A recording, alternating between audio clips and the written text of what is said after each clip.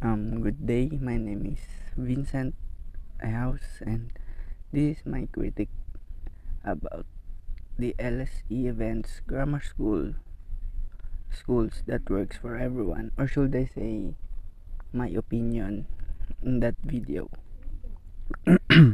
So first, nakita ko dun yung pinag-usapan nila na pag-attend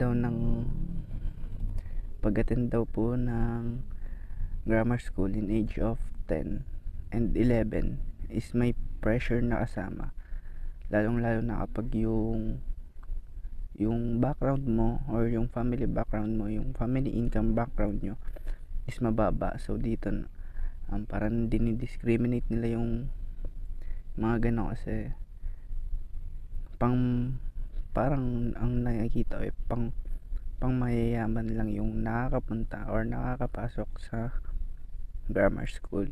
So isa yon sa mga parang negative effect kapag ikaw ay mababang mamamayan lang or mahirap lang or hindi mo afford yung grammar school. So ang mga nakita ko pa dito is ang ano nga pala dito is yung debate is about relevant ba na umattend ng grammar school or pwede nang i-disregard yung grammar school. So para sa akin, nasa side ako ng dapat talaga na uma-attend ng grammar school.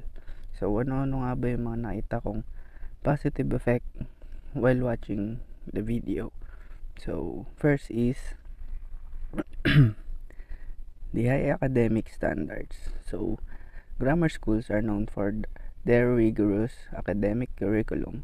Students often experience a higher level of intellectual challenge compared to those at non-grammar schools. So this environment fosters critical thinking, problem solving, and in-depth learning. So mas mataas daw yung academic standards ng nasa grammar school compared sa non-grammar school.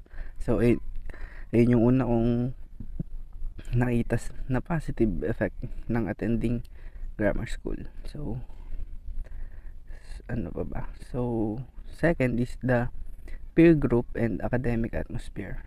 Attending grammar school means being surrounded by a high achieving, motivated peers. The academic focus of the school often fosters a competitive but also supportive learning environment. This can encourage personal growth, high academic expectations, and development of a strong work ethic. So yung sa second point ko naman na positive effect of attending grammar school is yung mga kasama mo, yung magiging kaibigan mo doon ay matatalino din, may high academic expectations, tsaka yung development of a strong work ethic. So punta naman tayo doon sa potential drawbacks ng attending grammar school. So first is early academic pressure. Entering a grammar school at 10 can be stressful. The academic demands and competitive environment may place undue pressure on young students. This could potentially lead to burnout, stress, or negative relationship with education, especially if a child is not yet ready for such a rigorous academic rock.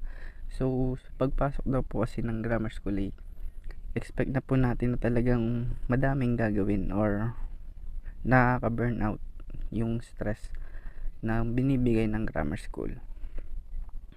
So second sa potential drawbacks is limited social diversity. So grammar schools often have selective admissions based on academic performance.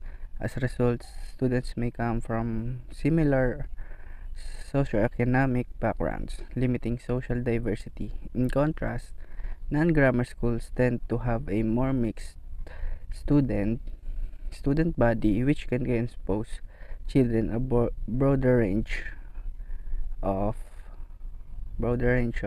knowledge. So sa grammar school kasi parang tingin ko sa grammar school ay parang mas focus sila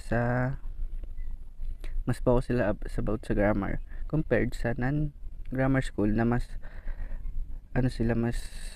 complex yung mga pinag-aaralan. May yung nila, yung ano ba to, yung meron silang mga science, mga ganun, mga ibang academic subjects. So number 3 is social pressure and anxiety. The competitive atmosphere can contribute to feelings of inadequacy or anxiety in students who may struggle to meet high expectations. Some students may feel pressured to constantly perform a high level, which can affect their mental health and social relationship. So, doon naman, kapag yung, kunyari, ikaw hindi ka nakakasabay sa mga ibang students, syempre, mape-pressure ka, di ba? Parang, belong ka ba talaga dito sa school na to, or ganon. So, yun yung mga tingin ko na nararamdaman ng isang student sa grammar school. And so, that's all. Ayun yung parang nakita ko or napansin ko sa video. Yun yung mga parang mga nag-highlight sa akin. Para sa akin na ayun yung mga nakita ko. So, that's all. Thank you.